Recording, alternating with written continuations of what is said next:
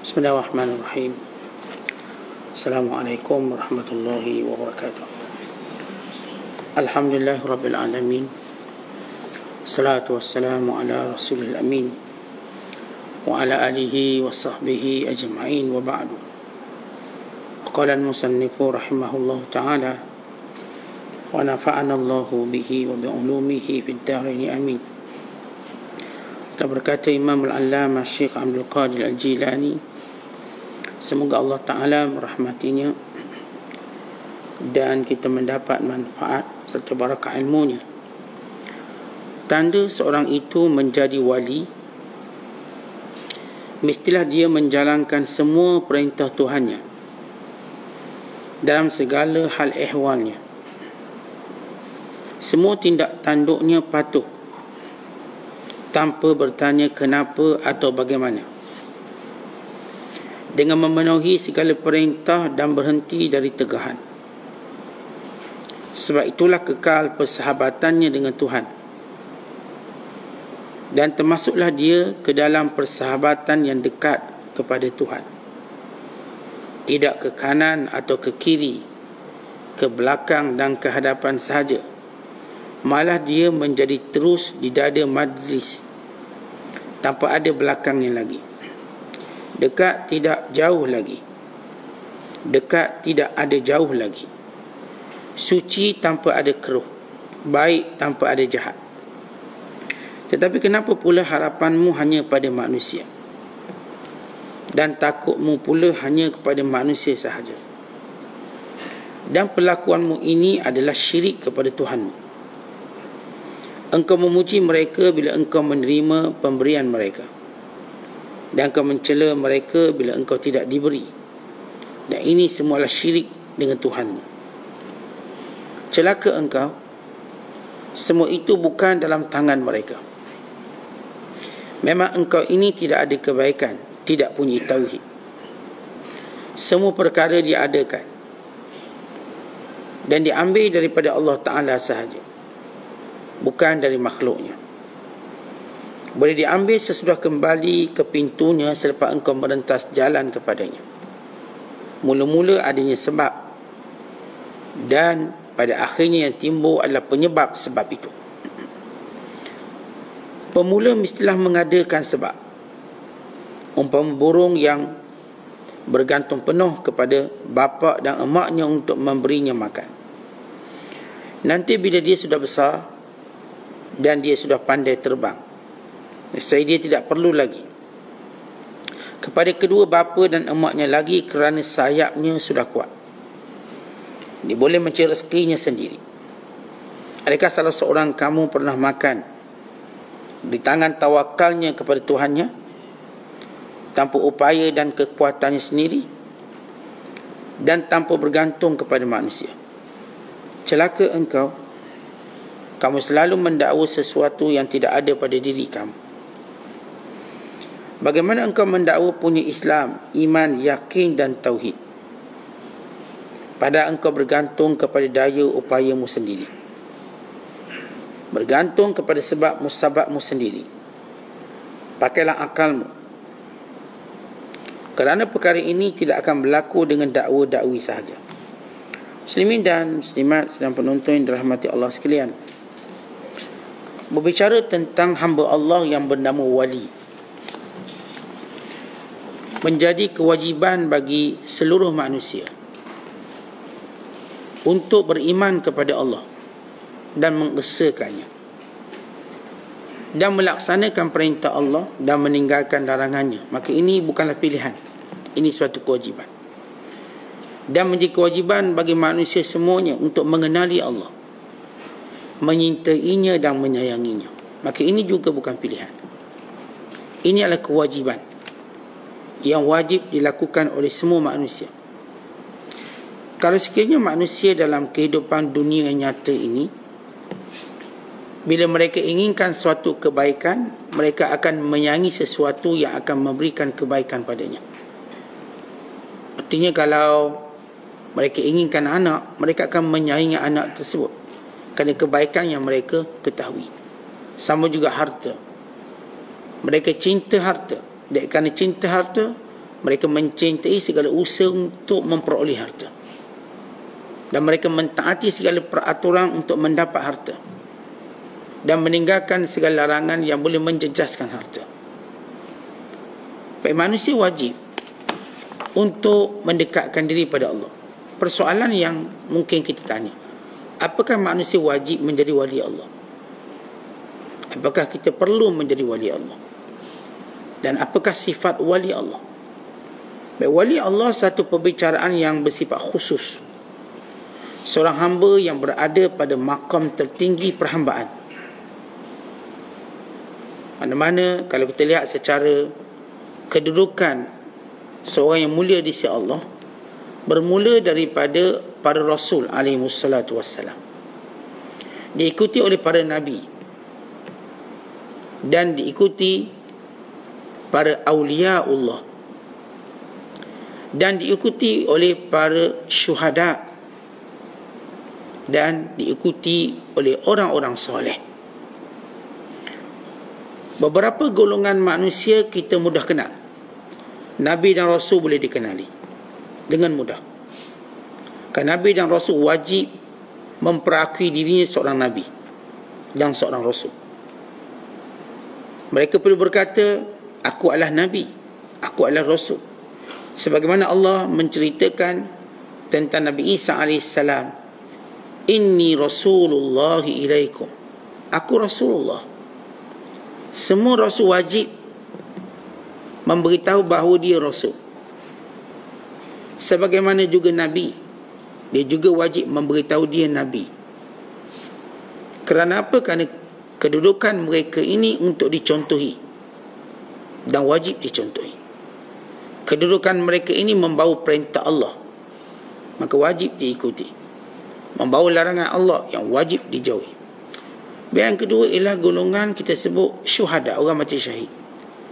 Dan orang mati syahid ini juga dikenali, mereka ini mati, pergi perang, mati. Yang ketiga ialah orang-orang soleh.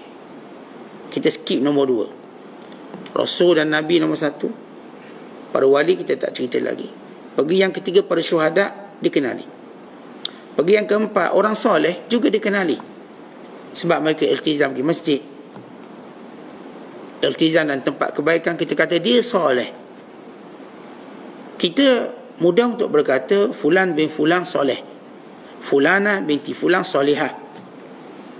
Kita sentiasa berkata isteri saya ni isteri solihah, suami saya suami soleh, anak saya anak soleh, anak solihah. Dan kita juga mendoakan mudah-mudahan menjadi anak soleh. Tapi tak kata mudah-mudahan menjadi wali Allah. Kita tak sebut benda tu. Bukan satu perbicaraan biasa.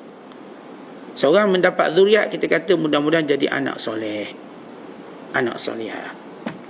Seorang bila dapat pasangan, mudah-mudahan jadi isteri solihah, suami soleh. Tak ada orang kata mudah-mudahan jadi wali, isteri jadi wali, suami pun jadi wali. Kenapa kalimah wali? Ia satu kalimah tersimpan. Kalau para Nabi Rasul, maklum, semua maklum. Kalau orang yang mati syahid juga maklum, sebab mereka pergi perang dan mereka mati, maka kita sebut syuhada. Dan kalau orang soleh juga maklum, kerana perbuatan mereka nampak hal-hal yang bersifat zahir. Tapi bila pergi kepada wali, sesuatu yang tersembunyi. Kenapa? Kerana di kalangan hamba-hamba ini Allah sembunyikan kewaliannya, supaya tidak ada manusia yang menghina seseorang dengan mudah. Kerana kalimah wali ni kalimah yang satu sudut bahaya. Kenapa? Kerana siapa yang memusuhinya, dia memusuhi Allah dan mengisyarkan perang kepada Allah. Man adali waliyan faqad azantuhu bil harbi. Siapa yang memusuhi waliku, aku isyarkan perang kepadanya. Maka kata para ulama, para wali ini disembunyikan di kalangan orang soleh dan di kalangan orang-orang yang mati syahid.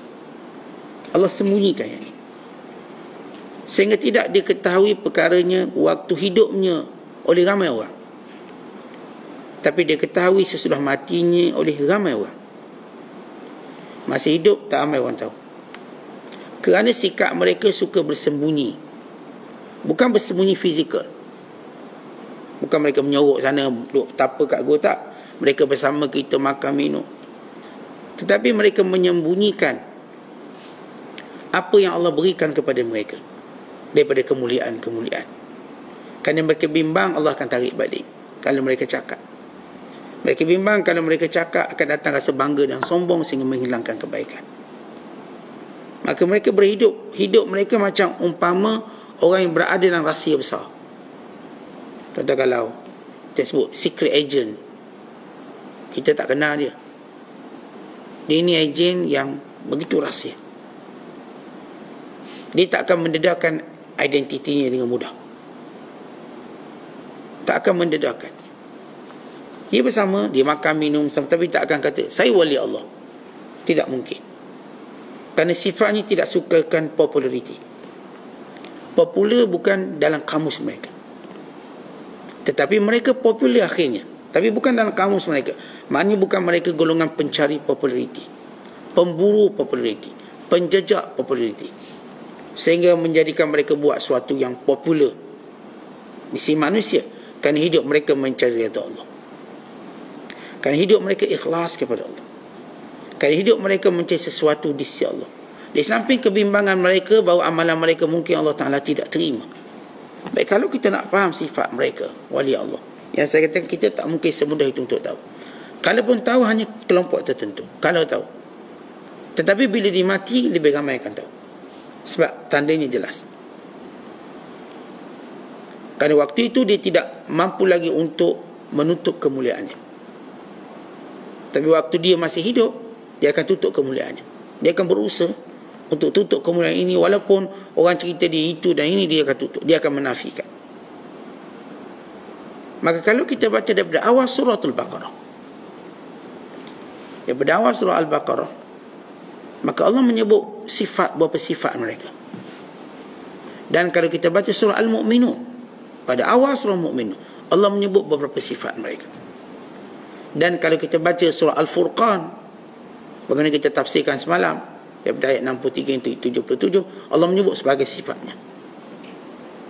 Maka sifat-sifat ini dia saling menyempurna, yang menjadikan mereka ini wali Allah. Tetapi ada sifat yang lebih utama, terselah. Kerana sifat-sifat lain mungkin nampak macam persamaan. Tidak mencuri, tidak berzina, tidak membunuh. Persamaan pada semua orang mukmin yang lain. Tidak menyekutukan Allah, nampak persamaannya. Dan pemurah orangnya, tawaduk, juga nampak persamaannya. Di samping sifat mereka sentiasa tadabbur dengan ayat Allah.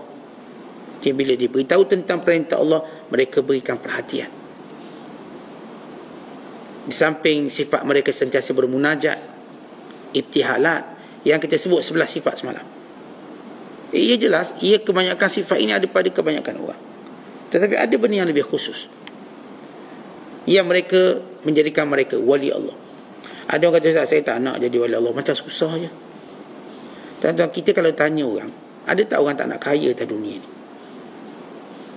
Kita tanya, nak tak kaya? Kalau dia kata tak nak, melainkan kita kata awak ni bodoh ke apa? Atau awak ni pemalas sebab tu awak tak nak kaya. Kata wali Allah ni, semua orang bila dia ada iman, dia nak jadi wali Allah. Dia nak berada pada posisi ini. Kerana orang manusia sentiasa ingin terbaik dalam hidupnya. Tentang kita ni nak terbaik dalam hidup dunia kita. Nak tak anak kita cemerlang?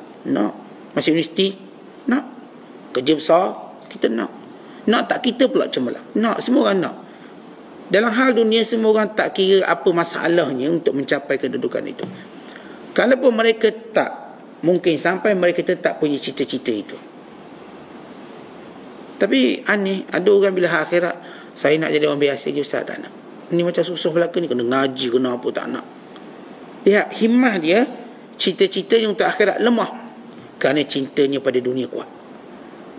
Siapa yang himmah dia, yang cita-citanya pada akhirat kuat, berarti dunianya lemah dalam dirinya.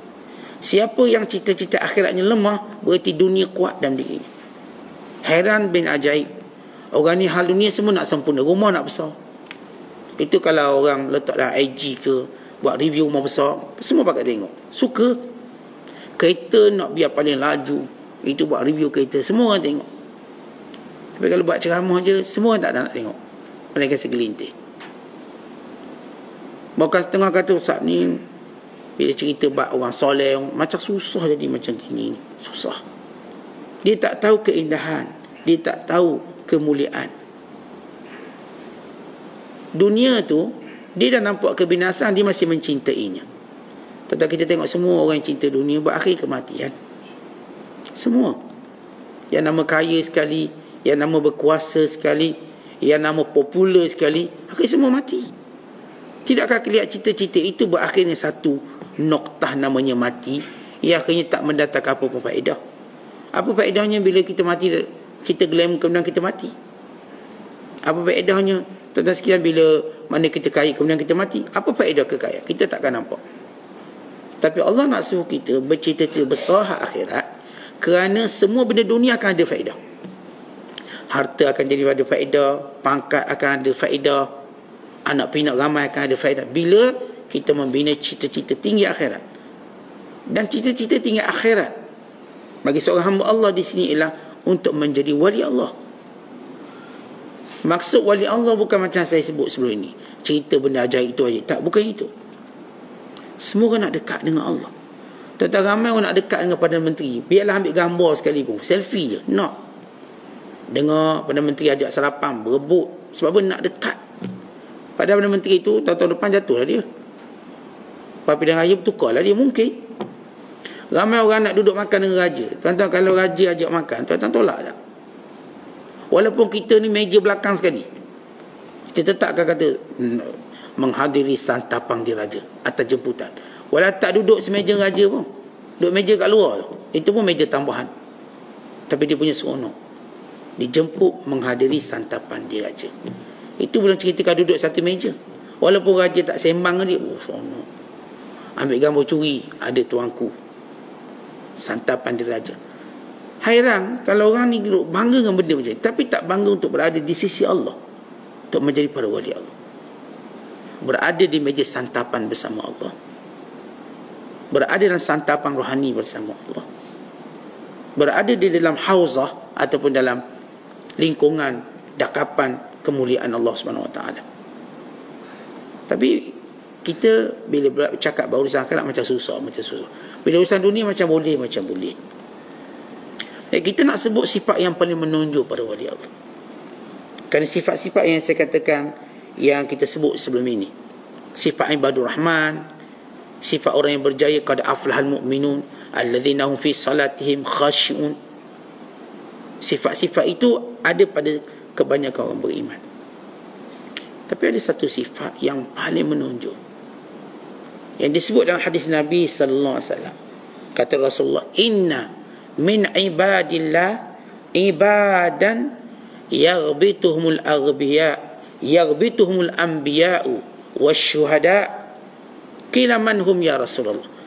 Di kalangan hamba Allah itu ada hamba yang khusus, yaghbituhumul anbiya'u wasyuhada, yang para nabi pun teruja melihat mereka, dan orang yang mati syahid juga teruja melihat mereka. Perkataan ghibtah dengki, tapi tak sesuai untuk terjemah dengki. Maksudnya tengok apa sebabnya hamba Allah ni hebat sangat. Yaghbit, ghibtah ni maksudnya perasaan iri hati yang baik. Kita ada perasaan hasad, kita ada perasaan ghibtah. Hasad ni dengan tujuan biar nikmat orang tu hilang, itu hasad. Ghibtah ini kita teruja dengan dia, tapi kita tak nak nikmat tu hilang. Kita cuma nak berkongsi nikmat, biar kita jadi macam dia. Kerana ghibtah ini menjadikan kita nak bersaing. Ghibtah. Lalu kata Nabi SAW, para nabi dan orang mati syahid cemburu melihat mereka. Yaghbituhumul anbiya wasyuhada. Lalu sahabat kata, ya Rasulullah, man hum la'allana nuhibbuhum? Siapa mereka tu? Mudah-mudahan kami nak sayang mereka, kami nak cinta mereka, kami nak berdampingan dengan mereka. Maka jawab Nabi SAW, hum qaumun tahabu fillah min ghairi amwalin wala ansab, wujuhuhum nurun ala manabiri min nur, ala manabira min nur la yakhafuna idza khafa an-nas wa la yahzanuna idza hazina an-nas thumma qara al-ayata inna awliya Allah la khaufun alaihim wa lahum yahzanun. Mereka itu kata Rasul satu kaum yang mencintai sesama orang Islam. Mereka sayang orang Islam. Sayang. Tanpa sebab harta atau keturunan. Mereka ada satu sifat, cintakan orang beriman. Cintakan orang Islam. Qaumun tahabu fillah, cinta dia kerana Allah. Min ghairi ansabin wala amwal, bukan sebab keturunan, sebab dia adik-beradik, bukan sebab dia adik-beradik. Bukan juga sebab harta, bukan sebab harta. Mereka ini kata Nabi sallallahu alaihi wasallam, wujuhuhum nurun ala manabira min nur. Wajah mereka bercahaya. Mereka akan berada di mimbar-mimbar cahaya kiamat kelak. Ketika mana orang lain semua takut, mereka tak takut. Ketika mana orang lain sedih, mereka tak sedih. Kemudian Rasulullah pun baca ayat, ketahuilah wali Allah itu tiada kebimbangan pada mereka dan tiada ketakutan. Baik, sifat paling terselah mereka ialah menyayangi orang Islam. Maka kerja mereka bagaimana nak menyatukan umat Islam. Mereka ada satu sifat menyatukan umat Islam, bukan memecah belahkan. Mereka ada satu sifat mencari titik persefahaman umat Islam. Mereka ada satu sifat bagaimana untuk menjadikan setiap orang menghormati manusia yang lain, orang beriman yang lain. Mereka ada satu sifat membimbing orang Islam untuk membantu orang Islam yang lain. Sifat mereka ialah sifat penyatu. Seperti disebut dalam hadis yang lain, al-mu'min ya'lafu wa yu'lafu. Orang beriman itu mudah untuk dipersaudarakan, mudah untuk dijinakkan. Dia ini suka menjinakkan orang lain, artinya baik. Dan kalau dia berbala pun mudah untuk dijinakkan kembali. Dia bukan jenis memanjangkan. Ya'lafu, dia suka mesra dengan orang. Wa yu'laf, dan kalau dia ada isu dengan orang, dia mudah untuk mesra kembali. Dia tak akan ambil masa panjang. Dengan bahasa mudah, dia tak menyimpan dendam. Dia tak menyimpan kebencian yang panjang. Tidak. Maka sifat ini merupakan sifat paling terselah para wali Allah. Sebab itu bila Ma'ruf Al-Karhi, ketika mana anak murid dia bersama dengan dia, tengok sekumpulan pemuda minum arak, main gitar, main muzik, tawa. Lalu kata anak murid, Syekh, doakan untuk mereka. Biar kena bala, biar tenggelam kapang, mabuknya menyanyi. Lalu kata Ma'ruf Al-Karhi, ya Allah, gembirakan mereka di akhirat sebagaimana engkau gembirakan mereka di dunia. Maka anak murid pun pelik, Syekh doa apa ni? Kalau kawan tu buat maksiat, suruh gembira pula akhirat kelak, sebagaimana gembira kat dunia. Dan doa itu ada makna yang dalam. Kerana seorang tak akan gembira akhirat kalau dia berterusan buat maksiat. Tak mungkin. Melainkan ia memberi maksud taubat. Artinya orang yang buat maksiat tadi, bila Syekh doa, ya Allah, engkau gembirakan dia di akhirat sebagaimana engkau gembirakan di dunia. Dan kita semua faham, kita tahu, siapa pun yang dia buat maksiat dan mati dalam maksiat, dia tak akan gembira di akhirat. Bahkan ada hukuman menantinya. Tapi maksudnya ialah akan berakhir maksiatnya dengan taubat. Sebagaimana dia pernah gembira dengan maksiat, dia akan gembira dengan taat sehingga dia gembira dalam syurga nanti. Ini sifat paling terselah pada wali Allah. Kita nak sebut berapa sifat yang paling terselah. Sifatnya banyak. Sifat ini yang perlu, saya katakan, kita orang Islam perlu hari ini.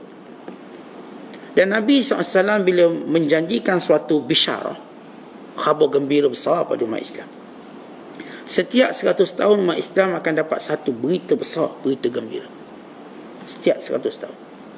Kata Nabi SAW, Inna Allaha yab'athu ala ra'si kulli mi'ati sanatin man yujaddidu laha dinaha. Allah akan hantar setiap awal 100 tahun seorang yang akan memperbaharui agama. Tentang yang memperbaharui agama, tajdid, apa maksudnya? Mengembalikan agama yang asal, tanpa ada penyelewengan, penambahan dan sebagainya yang dibawa oleh Nabi SAW. Dan apa yang mereka bawa? Menyatukan kembali umat Islam. Sebagaimana Rasulullah menyatukan Aus dan Khazraj. Sebagaimana Rasulullah menyatukan Muhajirin dan Ansar. Bukan sebagaimana Rasulullah menyatukan umat Islam seluruhnya. Kata Nabi SAW, dan juga Rasul yang dahulu, semua mereka ada satu agenda besar selain daripada tauhid, ialah menyatukan manusia.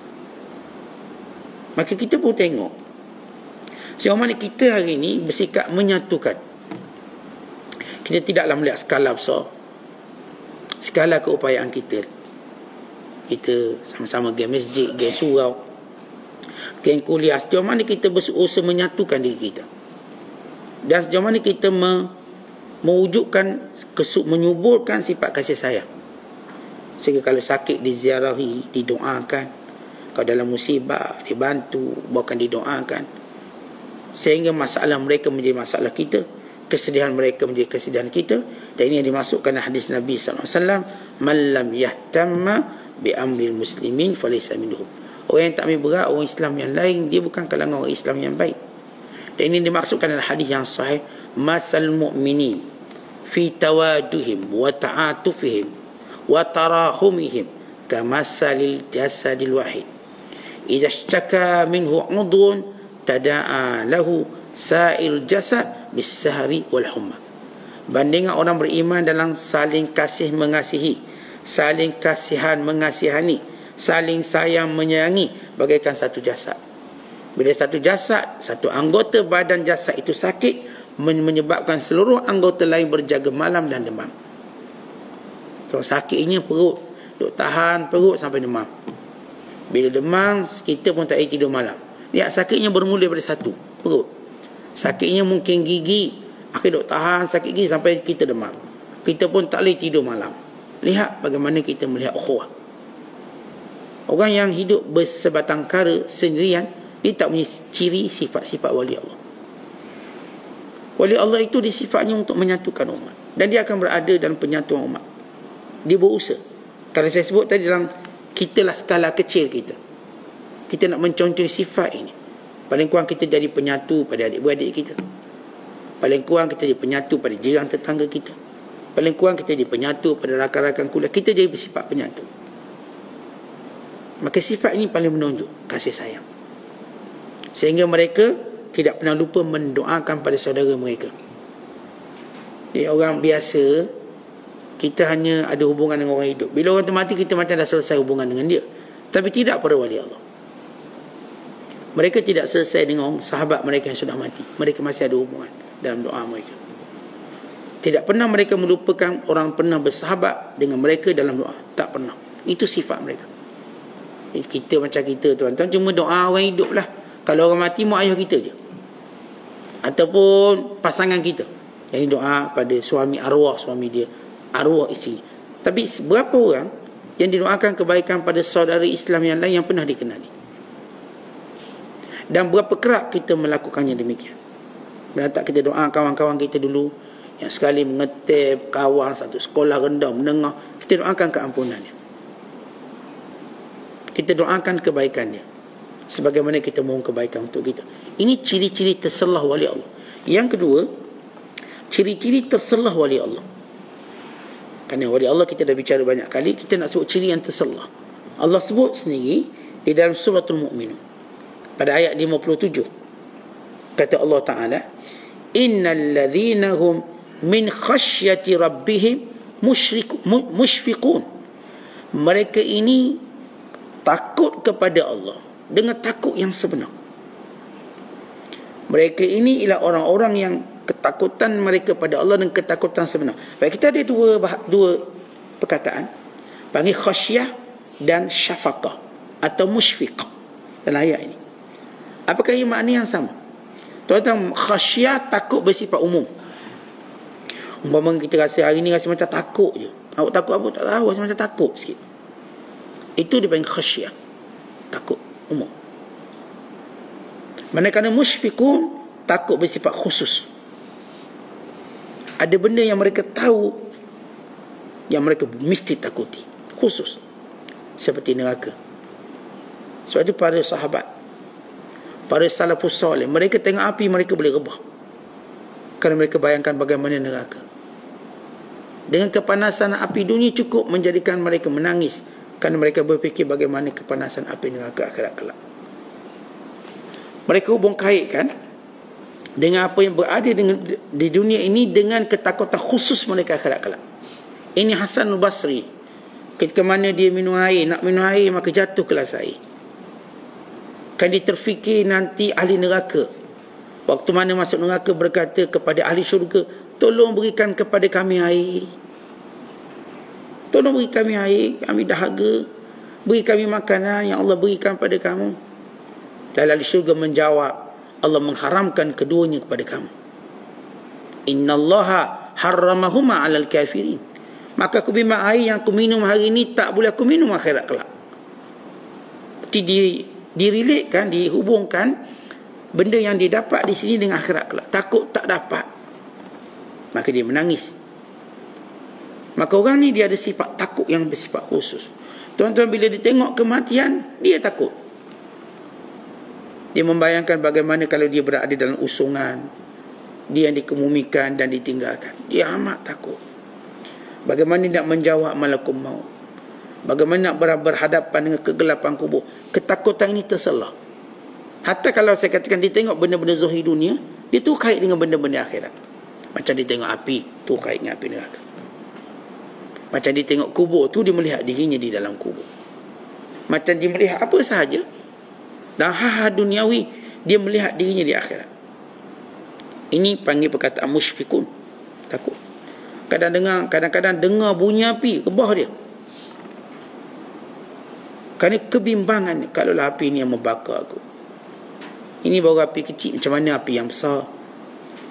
Tetapi kita akan jumpa orang macam ni, yang saya katakan ketakutannya sentiasa diterjemahkan dengan apa pun yang dilihat. Ketakutan. Dia tengok kematian, dia pun sedih. Kenapa awak sedih sangat? Saya bukan sedih sebab dia mati. Dia matilah. Tapi saya dapat bayangkan bagaimana hari di mana akhirat kelak kita akan berpisah, tidak kenal mengenali antara satu sama lain, persis bagaimana mati ini. Dan setengah mereka bila menghadiri kematian menyebabkan hilang selera makan mereka. Hilang selera. Dia takut sangat. Dan setengah mereka antara sifat terselah, kalau bicarakan tentang kematian maka datang ketakutan. Pernah satu ketika seorang ulama bila hadir hari kematian, maka dia nangis. Namanya Fudail bin Iyad. Maka orang menyangka yang mati itu keluarga dia. Tak, bukan keluarga, tak ada kena-mengena. Kita biasa kalau pergi tempat mati, yang menangis itu mesti ada kaitan keluarga dia. Abang dia kot, suami dia kot, isteri dia kot, ayah dia. Yang menangis paling kuat, pasti hubungannya paling rapat. Kita tahu benda tu. Jadi tuan-tuan nak ucap takziah tak susah tengok siapa nangis paling kuat. Ya, ni mesti ada kaitan keluarga. Mungkin adik dia, mungkin abang dia, anak dia, mungkin suami dia, mungkin isteri dia, mungkin ayah dia. Tapi tiba Fudail dia nangis. Orang ingat, apakah kaum keluarga kau mati? Tak ada. Bukan kaum keluarga kau. Aku pun tak kenal si mati ni. Tapi takut pada kematian. Sedih pada kematian. Sebagai mereka kata, yang patut ditakziahkan hari ini bukan mereka, tapi kita. Bukan kita sedih pada orang mati ni, kita patut sedih pada diri kita. Kenapa? Kerana 3 perkara.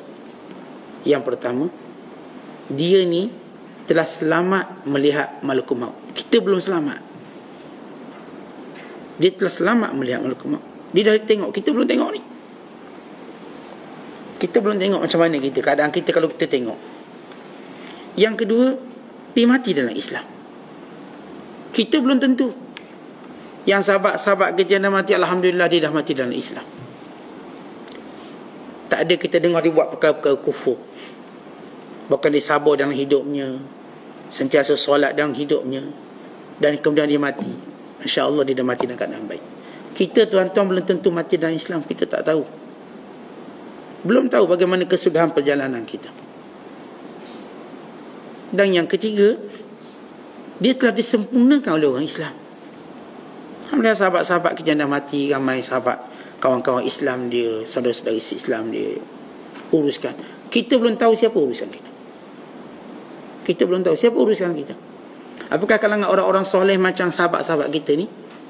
Orang yang dikenali baiknya macam sahabat-sahabat kita. Apakah kita diuruskan oleh orang-orang baik? Sebab itu, kerana itu kata ulama, kita patut takziah diri kita kerana kita belum tahu kedudukan kita. Yang si mati ni dah okey. Dia dah melihat malakul maut. Dia dah mati dalam Islam dan sudah disempurnakan oleh orang soleh. Perjalanan kita masih misteri. Bila perjalanan masih misteri, nak kebimbangan dan ketakutan. Ini terselah. Baik, kemudian sifat mereka yang ketiga, yang paling terselah. Kata Allah, وَالَّذِينَ يُؤْتُونَ مَا آتَوْا وَقُلُوبُهُمْ وَجِلَةٌ أَنَّهُمْ إِلَى رَبِّهِمْ رَاجِعُونَ. Sifat paling terselah mereka ialah mereka bimbang amal kebaikan mereka tidak diterima. Mereka ini orang yang buat baik banyak, tapi sentiasa bimbang kebaikan tak diterima. Sebab itu mereka tak suka bercakap tentang kebaikan mereka. Mereka tak suka ingat tentang kebaikan mereka. Mereka tidak mahu disebut-sebut kebaikan mereka, kerana mereka takut Tuhan tak terima. Jauh sekali untuk dengar daripada mulut mereka kebanggaan, saya buat tu, saya buat ni. Mereka takut. Kerana mereka bimbang bila perkara tadi disebut, diingat. Itu tanda-tanda. Baik, kalau kita lihat bagaimana huraian ulama, tanda-tanda amalan itu ditolak. Kita sebut tanda, kita tak kata definitely tolak. Tanda. Bukan untuk judge orang lain, tapi untuk kita. Kita selalu cakap tentang ilmu kesufian, bukan kita bercerita orang lain. Kita bercerita aib kita. Yang kita cerita ni aib saya cerita aib saya. Dan tuan-tuan mesti berfikir aib kita, bukan aib orang lain. Kita tak ada kena-mengena dengan orang lain dalam bicara kesufian ini, kerana kita nak baiki diri kita. Kita tahu diri kita penuh kekurangan. Orang lain urusan dia dengan Allah. Kita, bila amalan kita ini tidak diterima, bila mana kita suka menyebut-nyebutnya. Saya dulu adalah derma RM50 4 tahun lepas. Duk sebut tu lah cerita dia. Itu tanda. Tanda tidak diterima. Bila kita suka terus menyebut-nyebut kebaikan kita. Jumpa orang nak sebut kebaikan saya buat tu, saya buat ni, saya buat tu. Yang kedua, bila mana kita gembira bercerita kebaikan kita pada orang lain, lebih daripada kegembiraan kita diilhamkan oleh Allah untuk buat baik itu sendiri. Waktu kita cerita ke orang, kalau kita cerita dengan gembira, dengan maksud pujian dia, itu tanda yang tak baik. Tapi kalau kita gembira kerana Allah ilhamkan kita buat baik, maka itu tanda baik. Kita gembira cerita ke orang, seronok ni, maksudnya berbangga. Itu tanda tak baik bagi amalan kita. Yang ketiga, kita suka membesarkan amalan kita yang kecil. Kita buat amalan tu kecil je tapi besarkan. Ni sebab saya derma kat dia lah, dia jadi berjaya belajar universiti. Awak derma berapa? RM50? Allah. Itu makan pagi pun tak habis, tak lepas. Dia duduk tengok benda kecil, dia anggap itu penyumbang dia untuk kesan besar. Ini tanda tak diterima. Bukan banyak pun ditolong orang, tapi dia rasa sebab ni gotong royong hari ni jadi sebab saya datang. Habis buat apa? Saya minta je. Allah. Dia rasa dia ni efek besar pada benda-benda baik. Dan kita bukanlah efek besar. Kita bagian burung kecil yang cuba meringankan atau cuba padamkan api Nabi Allah Ibrahim. Tak ada seorang pun boleh rasa dia lah berperanan besar. Orang nak cakap tentang kita tu halus, tapi kita tak rasa begitu. Kita tak rasa sebab kita jadi begitu, jadi begini. Tidak, kita tak melihat usaha kecil kita penyebab pada besar benda berlaku. Orang lain lihat itu bukan hal kita. Saya cerita tentang kita. Jangan pernah kita melihat urusan kecil kita besarnya besar. Maksudnya sebab saya buat macam itulah dia pun jadi baik. Saya buat macam inilah dia pun jadi kaya. Saya, malah idea kita kecil je. Atau sebab apa dia jadi berjaya, jadi milioner, bilioner? Sebab saya beri cadangan dia. Tahu, saya cakap dia kerja sungguh-sungguh, dia pegang kata-kata saya, dia pun berjaya. Takkanlah sebab tu. Tapi orang ni mendakwa. Kita akan jumpa dalam dunia ni orang yang suka mendakwa. Perbuatan kecil boleh ubah dunia. Kita tak nafikan dia, ada perbuatan kecil mengubah dunia. Kita tak nafikan tu. Tapi kita menafikan orang yang suka mendakwa. Kita jangan mendakwa. Jangan amalan kita kecil, kalau kita cuba besarkan. Berapa awak derma ni? Adalah. RM1 je, adalah. Tak ubah apa pun. Tapi cara cerita adalah tu macam 1 juta. Suka dia sebut. Dan yang keempat, antara sifat dia, sifat amalan. Bila nak tanda tolak. Bila sifat amalan tadi rahsia, lalu dijadikan tidak rahsia. Benda itu rahsia antara dia dengan, artinya kebaikan ni patut rahsia. Contoh qiyamul lail rahsia lah. Kita dengan Allah, bini kita pun tidur. Hal rahsia yang lain yang ia tidak berlaku di hadapan orang. Kadang-kadang kita je jumpa orang tu, kita berdua je, lalu kita tolong. Kalau orang yang dekat ataupun orang yang tahu nilai amalan rahsia, dia kekal rahsia. Tapi ada orang benda berahsia pun dia tak nak rahsia. Semalam penat sikit. Kenapa? Qiyamul lail semalam penat. Tu ngantuk sikit pagi ni, qiyamul lail semalam. Padahal benda tu rahsia. Kalau dia tak beritahu, jauh lebih baik. Kalau orang tanya ni kenapa nampak pagi ni mengantuk kuliah, cukup dia kata semalam payah tidur, cukup. Ni tak semalam qiyamul lail daripada pukul 1 sampai subuh. Itu ngantuk sikit ni. Benda tu rahsia.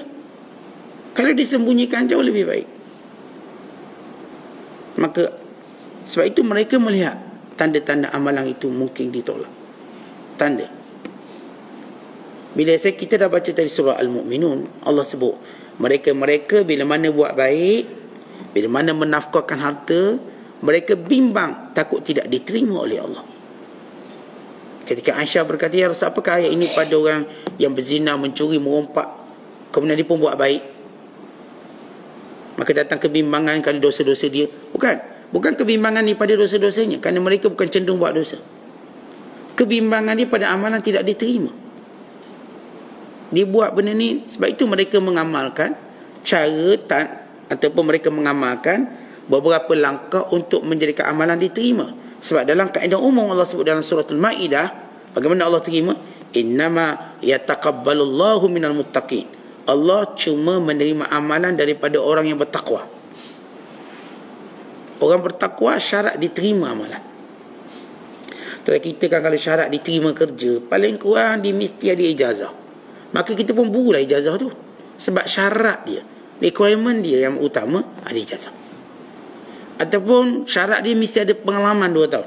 Maka kita akan usahalah dapat pengalaman, supaya kita dapat tempat. Di sini juga bila kita sebut tentang bagaimana sifat pada menunjuk para wali Allah, bila mana mereka buat satu amalan, mereka takut tak diterima.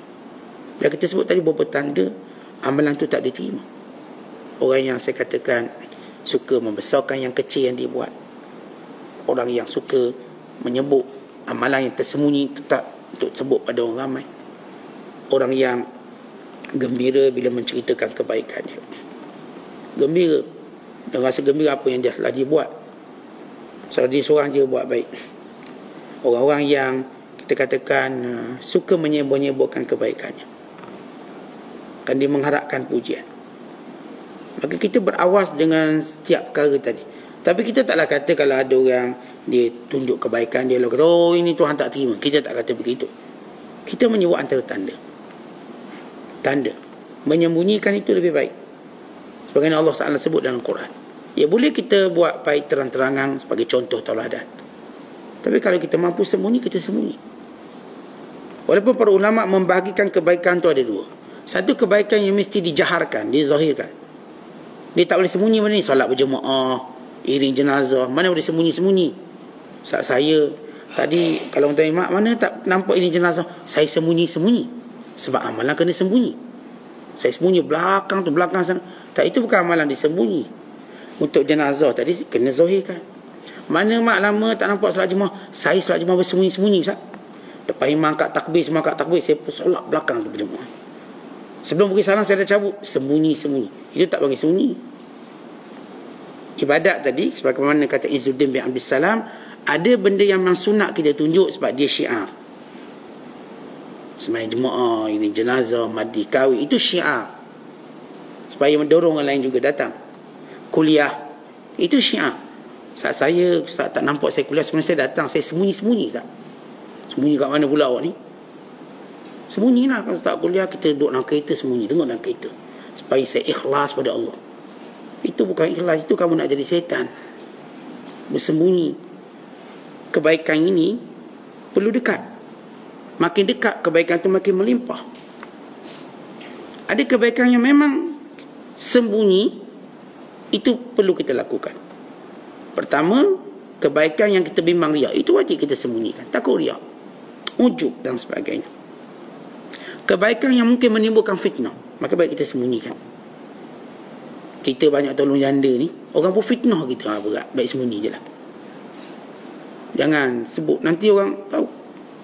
Kita mungkin ada buat baik pada orang ni, orang kata ni buat baik ada niat tu, dia kan ada anak perempuan dah. Fitnah jadi macam gitu, baik sembunyi je. Kebaikan yang menyebabkan riak, sembunyikan. Kebaikan yang menimbulkan fitnah, sembunyikan. Kerana bahagian kebaikan itu akan ada yang tafsir negatif. Kita memang buat baik, tapi ada yang tafsir negatif. Ini buat baik ada makna ni, dah tafsir dia. Maka better kita sembunyikan kebaikan seumpama ini. Dan kebaikan yang sembunyikan boleh menyebabkan dengki orang, pun kita sembunyikan. Ada orang dengki dengan kebaikan, baik, jangan buat. Jangan buat terang-terang. Kerana si dengki akan menyebabkan fitnah.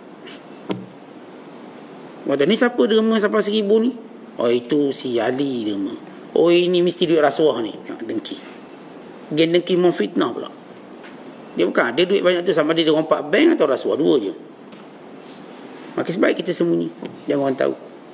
Kalau ia menimbulkan satu fitnah, menimbulkan memberi ruang pada pendengki untuk memainkan sentimen kebaikan kita, menafsirkan tafsir yang salah. Jadi kalau kita nak buat kebaikan yang saya katakan boleh menyebabkan kita riak, wajib sembunyi. Kalau kita buat, kita riak.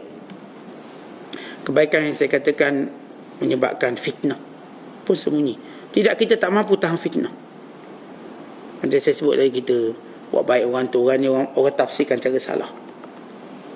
Orang tu dia tak dengki kita, tapi dia tafsir cara salah. Dan yang ketiga, bila kita berhadapan kepada pendengki, pada pendengki dia pantang tengok kita buat baik.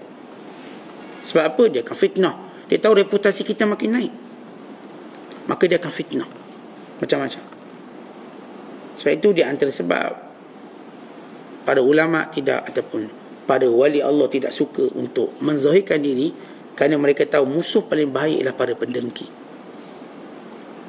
Pendengki ini dia punya kejahatannya tak boleh dibaca. Pendengki ini, ramai mana ulama-ulama terfitnah oleh para pendengki, menuduh mereka dengan pelbagai. Imam Syafi'i dituduh Syiah oleh pendengki.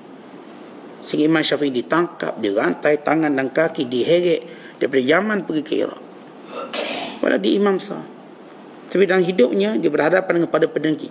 Kalau kita baca biodata para ulama, dia ada satu chapter khas, tajuk berkaitan dengan para pendengkinya. Dia akan ada pada pendengki. Kerana lihat ulama ini lebih ke hadapan, maka dengki itu mula menjala, yang menyebarkannya. Kalangan orang yang macam dia, yang pandai macam dia. Al-Imam Tajuddin As-Subki didengki oleh ulama zaman dia, kerana kedudukan dia di sisi pemerintah. Dia menjawab jawatan Qadhi Mesir, satu jawatan besar. Dan dia pun daripada keturunan para ulama yang hebat. Itu ayahnya Taqiyuddin As-Subki, dia Tajuddin As-Subki. Akhirnya fitnah itu dipercayai oleh khalifah, menyebabkan dia dipecat daripada mufti. Maka dia beriktikaf di Raudhah, dan dia berdoa dan bersumpah dia akan kembali ke tempat dia, sambil mendoakan kepada para pendengki ini supaya Allah dedahkan tembelang mereka. Tu dia iktikaf di Raudhah waktu dia difitnah di Mesir. Dan bila lari ke Madinah, iktikaf di Raudhah dan berdoa, maka Allah Ta'ala dedahkan konspirasi pada pendengki. Sama juga berlaku pada ramai ulama di berhadapan pada pendengki. Sebab itu mereka menyembunyikan diri mereka lebih baik daripada pada pendengki yang cuba menghidu setiap pergerakannya. Maka ini antara sifat mereka. Baik, kemudian antara sifat para wali Allah yang paling menonjol, kita sebut paling menonjol, apapun kebaikan itu memang wali Allah buat, tapi yang menonjol, yang kita sebut tadi, sifat mereka pertama, sayang, menyayangi. Luar biasa cara sayang mereka. Hatta kalau mati pun tidak menyekat kasih sayang mereka. Yang kedua, kita sebut apapun amalan mereka baik, mereka takut Tuhan tak terima. Amat takut. Kerana itu mereka buat pelbagai cara supaya amalan itu diterima. Maka kita sebut tadi, mereka cuba melupakan semua kebaikan mereka, seperti mereka mula daripada zero. Mereka tak nampak saya dah buat baik, maka dia pun selesa kebaikan. Tidak pernah selesa dengan kebaikan, dia akan bimbang. Kata Hasan Basri, bila orang tanya dia, Tuan Guru, sampai bila kita nak beramal, nak berehat? Dia kata, kalaulah aku tahu satu je amalan ke Allah terima, aku dah boleh rehat. Tapi aku tak tahu. Kalau aku tahu satu je amalan ke Allah terima, aku dah boleh rehat. Tapi kita tak tahu apakah Allah terima atau tidak. Ya, kita wasangka baik Allah terima, tapi hakikat kita tak tahu. Wasangka baik itu perlu. Allah Maha Pemurah, Allah pasti menerima kebaikan hamba-Nya. Tetapi hakikat, apakah kita tahu? Siapa berani berkata, saya tahu Tuhan dah terima amalan saya? Mereka awak bercakap kosong boleh ya? Dakwa-dakwi semua orang boleh. Siapa berani berkata bahawa esok dia masih panjang umur? Saya berani. Memanglah awak boleh berani. Tapi bercakap hakikat, seorang pun tak tahu apakah dia masih hidup esok atau tidak. Orang beriman tak berani jawab apakah awak pasti esok hidup. Allah a'lam, saya tak tahu. Tapi saya yakin insya-Allah Allah panjangkan umur saya. Tapi untuk kata mesti saya akan hidup esok, saya tak berani. Melainkan orang ni berani bercakap kosong. Boleh hidup, tak percaya tengok esok. Nak bertaruh? Kita nak bertaruh. Saya boleh hidup esok. Orang ni tak ada agama cakap macam ni. Sebab sesuatu hakikat yang kalau kita cabur geng-geng yang tak percaya hakikat ini, awak percaya tak bahawa tak ada seorang pun boleh jamin rezeki itu sampai pada dia, melainkan dengan izin Allah. Jadi saya berani jamin kalau Tuhan tak izinmu, saya boleh. Sebab dia sombong. Tiba kita tengok memang Allah bagi rezeki dia. Untuk apa? Untuk jadikan kesombongan tuling. Untuk dia mati nak kena sombong supaya dia tak masuk syurga. Tapi kalau kita yang tahu, kita tak berani. Saya tak berani pun dakwa esok saya boleh hidup. Bukan kata esok, sekarang. Lagi 5 minit ke depan saya pun tak tahu. Tapi saya berharap mudah-mudahan Allah panjangkan lagi umur saya. Sebab ada kawan saya nak belanja saya sarapan pagi, dan panjang umur, dapatlah makan sarapannya. Tapi secara pasti saya tak tahu. Amalan kita berharap Allah terima, ya. Tapi apakah kita pasti Tuhan terima? Saya tak pasti. Kata Hasan Basri, kalau kita tahu satu je amalan Allah terima, kita dah selesa. Tapi kita tak tahu. Akhirnya mereka terus beribadah. Baik, sifat menonjol yang ketiga para wali Allah, paling menonjol dan kita dapati, ialah mereka belum berbuat baik. Ini paling menonjol. Allah sebut dalam Quran. Kata Allah, ulaika yusari'una fil khairat wa hum laha sabiqun. Pada ayat 61 surah Al-Mu'min. Mereka lah yang berlomba-lomba melakukan kebaikan, ternyata mereka lah yang juaranya. Artinya dalam semua kebaikan mereka bukan sekadar berlomba, mereka pasti berada di tempat kemenangannya. Tak berlomba, semua orang nak berlomba, tapi kita juga nak pastikan kita menang, bukan berlomba kosong. Nak masuk perlombaan ni, nak apa target? Target menang lah, dan namanya berlomba. Maka para wali Allah mereka berlomba, dan mereka akan pastikan mereka dapat. Itu yang Allah Ta'ala sebut dalam ibarat ataupun dalam ta'bir yang lain, wahum laha sabiqun, mereka lah yang pertama. Itu bila panggil perang, orang pertama. Di zaman Nabi SAW, Rasulullah panggil je perang, maka mereka lah sahabat-sahabat yang pertama datang. Rasulullah ajak ni, mereka lah orang pertama. Tak ada seorang pun teragak-ragak ataupun kata alasan tu alasan ni, melainkan munafik. Nabi kata kita pergi umrah, semua ikut Rasulullah SAW dalam apa yang disebut sebagai perjanjian Hudaibiyah. Semua ikut. Tidak ada takhalluf melainkan seorang munafik, melainkan orang-orang munafik. Maka sifat para wali Allah ini paling terselah, ialah mereka golongan yang sentiasa berlomba buat baik. Berlomba bangun malam, berlomba untuk buat ketaatan itu, ketaatan ini. Baik, kalau kita nak berlomba, kita kena ada maklumat.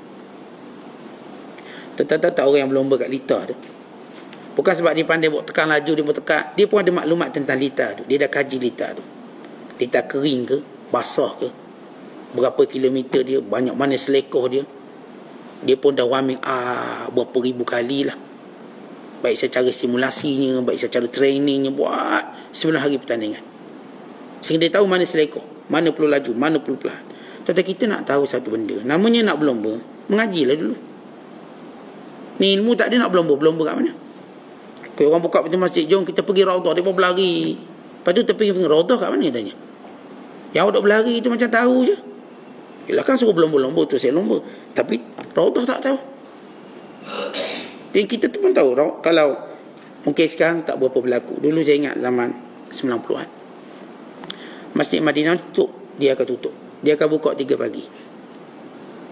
Jadi 3 pagi tu orang pakat beratur. Beratur. Buka je, pecuk belakang lari.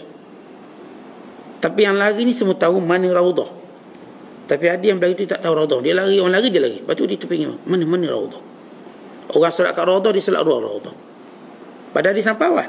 Sebab dia tak tahu. Berlari tu comel lah. Dia suruh berlari lah.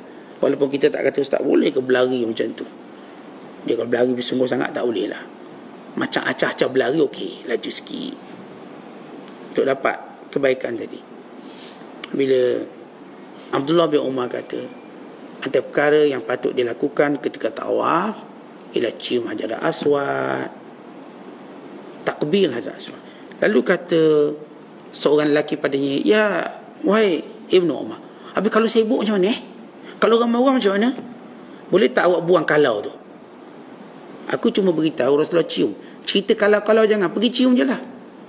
Jangan cerita kalau tu, kalau ni, kalau tu. Jangan cerita kalau. Ceritanya buat. Atau sesak sikit-sikit, biasalah tu. Maka buat, cuba buat. Tanpa memudaratkan orang lain. Jadi, kalau seorang tu nak berlomba, dia mesti ada ilmu. Bukan sekadar dia mampu tekan laju, dia pun tekan. Nak ke mana ni? Tak tahu nak ke mana. Orang ke kanan, letar di ke kiri. Jadi bila kita nak berlomba buat baik, contoh kena ada ilmu. Kita belajar tentang kelebihan ni, kelebihan tu, kelebihan ni, belajar semua. Okay, sekarang berlomba. Maklumat ada, sila berlomba. Berlomba tadabbur Al-Quran. Berlomba kita untuk berzikir. Berlomba untuk kita buat baik itu dan ini. Dan pastikan kita berada di hadapan sekali. Jangan duduk belakang. Saya start last sekali. Janganlah last macam tu. Sebab tak ada orang akan rasa selesa untuk last kali hal dunia. Apa terlihat akhirat? Kita kan kadang-kadang bila makanan, ramai orang beratur. Saya tak nak makan last kali. Jangan harap. Tinggal pinggang meja je. Kita pun bimbang, beratur juga. Dan kita tak mau jadi last kali. Tentang akhirat, kita tak boleh last kali. Kalau orang lain buat baik, tak apa. Saya last kali buat baik. Jangan. Awak kena orang pertama. Saat saya tengok dua orang derma belaka, saya last kali bagi. Jangan. Awak dulu. Jangan tunggu orang lain. Jangan jadikan kita orang last buat baik. Kita nak orang pertama buat baik. Kenapa? Memang kita cerita last, akhirnya lupa. Last, tiba-tiba datang gangguan syaitan pada kita, tak jadi. Last, tiba-tiba mati. Tak sempat buat, maka rugi. Sebab itu bukan sekadar kita nak berlomba, bukan kita nak jadi orang yang pertama dalam kebaikan. Dan ini 3 sifat menonjol pada wali Allah. Jadi bila Syekh Abdul Qadir dia sebut tanda, sebut secara umum. Tanda seorang wali Allah dijalankan semua perintah Allah. Dia tak tanya kenapa, bagaimana, tak tanya. Dan dia itu antara sebab kekal persahabatannya dengan Allah. Masuk kekal, dipanggil musahabah. Sahabat ni sentiasa mendampingi Allah. Dia sentiasa mendampingi Allah. Maka sentiasa takutnya pada Allah, harapnya pada Allah, bukan takutnya pada manusia.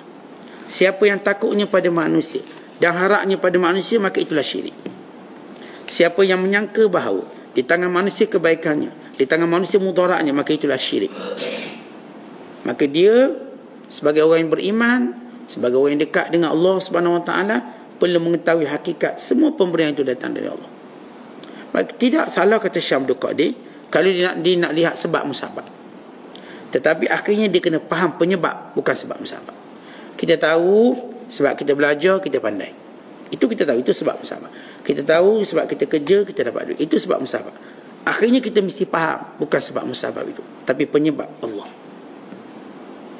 Kita tahu kalau begini jadi begini, begini jadi begini. Tapi dalam sama kita berkata, Allah berkehendak lain. Allah boleh berkehendak lain daripada itu. Maka keimanan kita kepada penyebab lebih kuat daripada sebab. Mana boleh kau tak kerja, tak dapatlah duit. Kerja ni sebab, tapi bukanlah benda yang mutlak. Ia sebab. Tapi Allah boleh bagi duit itu tanpa kamu kerja. Tetapi ramai orang tak kerja, tiba-tiba dapat duit. Kerana Allah boleh bagi. Bukan maksud kita jangan bekerja, tapi jangan faham cara tu. Bukan maksud kita jangan berusaha, tapi jangan faham cara tu. Faham dengan usaha lah kita boleh. Tak usaha mana macam mana nak berjaya. Tak, itu sebab musabab. Kalau kita masih kecil, kita boleh cakap macam tu. Umpama burung masih kecil, mak ayah beri makan, okey. Tapi bila dah ada sayap sendiri, kita boleh terbang sendiri. Tuan-tuan, bila kita faham agama, kita tahu bahawa sebab musabab cuma ikhtiar. Saya kalau buat rawatan ni, saya sembuh. Tapi kalau tak rawat, tak sembuh. Tak sembuh lah, tak rawat. Awak telah beriman pada sebab. Kita tidak menolak usaha. Kita tak menolak ikhtiar. Kita tak menolak berubat. Tapi kita menolak orang yang bercakap macam ni. Kalau tak buat macam ni, tak akan jadi macam ni. Tak. Awak kalau tak ikut saya, awak tak akan mulia. Kita percaya sebab. Ya betul, kalau saya ikut awak, saya jadi mulia. Tapi bukan maksud kalau saya tak ikut, saya tak akan mulia. Allah boleh datangkan kemuliaan dengan cara lain. Di situ orang Islam dia bercakap jelas. Tentang kita dah usaha tanam pokok, dah bagi baja terbaik, insya-Allah lepas ni tuai gemuk-gemuk. Tapi kita juga kena tahu Allah boleh mengendaki sebaliknya. Malam datang hujan lebat, banjir habis. Kita bercakap sebab tu, ada Ustaz kita tanah tinggi Ustaz, kita gini, cerita semua sebab seolah tak akan berlaku. Tapi bila Allah kehendaki, kota tinggi yang tinggi tu menjadi kota rendah. Bila Allah kehendaki. Sebab tu kadang-kadang datang kejutan-kejutan bala Allah supaya kita tak ketahui sebab itu cuma sebab, dia tak akan jadi mutlak. Yang penyebab itu mutlak Allah. Kita dah didik anak masuk universiti, comel, cantik, bagus. Sampai berkahwin, anak saya tak mungkin jadi jahat lagi Ustaz, dah didik comel. Sampai dah berkahwin, baik orangnya. Lah saya kena tangkap, rompak, rasuah. Siapa tahu? Walaupun kita dah beri segala-galanya Ustaz, dia bagus, ikut kuliah depan sekali, begitu begini. Tentang itu kita bercakap sebab musabab. Tapi hakikat hanya hak Allah. Supaya kita orang beriman sentiasa merendah diri. Berdoa pada Allah, ya Allah, tetapkan iman anak-anakku, tetapkan imanku, tetapkan iman pasanganku, sehingga kami bertemu denganmu, ya Allah. Anak saya yang kuat agama tak mungkin, jangan. Tentu orang yang kadang-kadang dah sampai hampir martabat wali pun boleh jatuh. Jangan kata orang biasa macam kita. Yang kita cerita dahulu sahabat Rasulullah, dah bersahabat dengan Rasulullah, penulis wahyu pun boleh murtad. Apa sangat kita ni? Sebab tu kita bercakap sebab. Setakat ni memang rekod peragama kita baik. Tapi kesudahan Allahu'alam. Untuk menjadikan kita sentiasa bergantung pada Allah. Bukan bergantung pada sebab. Bukan bergantung pada amalan. Tapi bergantung pada Allah. Natijah akhir yang nak dibawa oleh Syekh Abdul Qadir ialah hati ini mesti bergantung pada Allah. Jangan meniak sebab. Sebab kita buat tapi tak bergantung.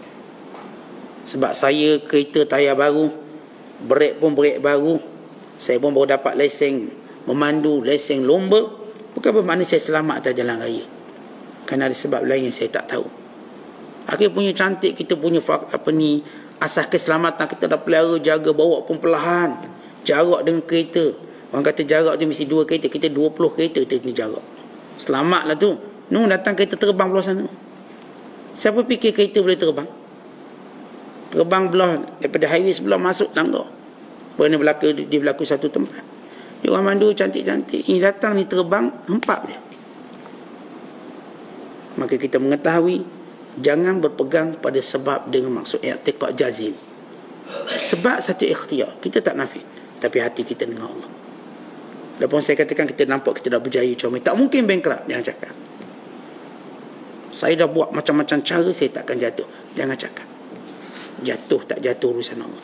Tapi doa selalu. Mudah-mudahan Allah selamatkan perjalanan kita sampai bertemu dengan Allah. Allah selamatkan segala urusan kita sehingga Allah mudahkan segalanya. Wallahu bissawab. Assalamualaikum warahmatullahi wabarakatuh.